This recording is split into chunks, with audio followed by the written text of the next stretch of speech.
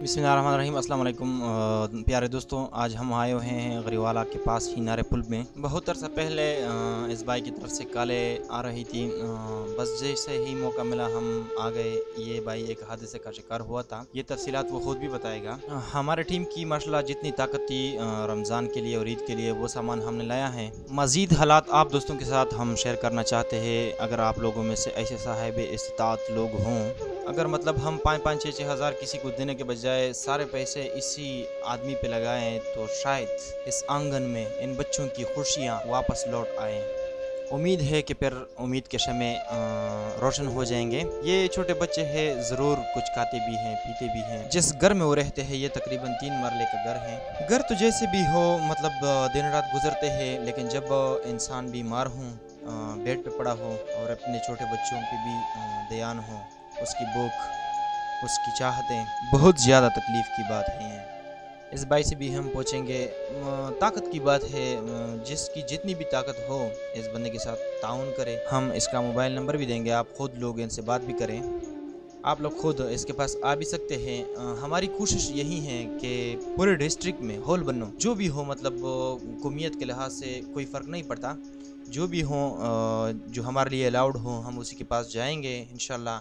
अपनी मदद आपके तक हम उनके साथ ताउन भी करेंगे और उनकी कहानी आप लोगों के सामने भी रखेंगे इंशाल्लाह।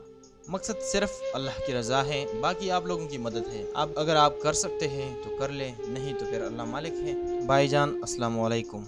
जी वालेकुम अस्सलाम। भाई साहब, आप कितने अरसे से इस बेड पे पड़े रहते हो? जी भाई, तकरीबन 3-4 महीने हो गए हैं और मेरे दोनों पैरों का मतलब जो जॉइंट है वो हड्डी टूट चुकी है। ये सब किस तरह हुआ था?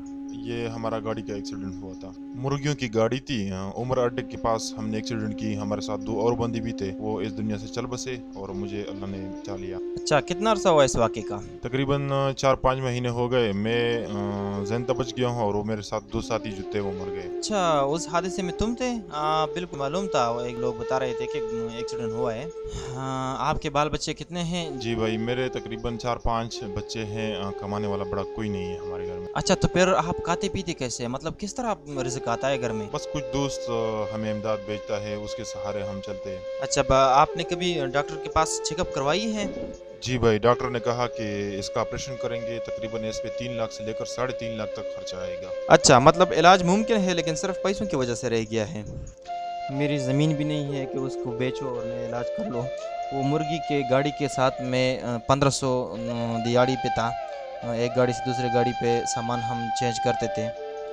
तो फिर बस यूँ ही ज़िंदगी ने ऐसा मोड़ लिया। मेरे ये छोटे बच्चे हैं, इनको जब मैं देखता हूँ तो काफ़ी परेशान हो जाता हूँ। मेरे जो भाई है वो ख़ुद भी चाय की तो मज़दूरी करते हैं, चाय बेचते हैं। उसके पास इतने पैसे नहीं, उनके अपने भी बच्चे हैं। बस इसी तकलीफ़ के साथ सारा दिन 24 घंटे मैं बेड पे पड़ा रहता हूँ। बहुत तकलीफ़ होता है। इसी तरह मैं जो देख रहे हो लेटता रहता हूँ। दूसरी वीडियो तक इजाज़त दीजिए। अल्लाह निगहबान।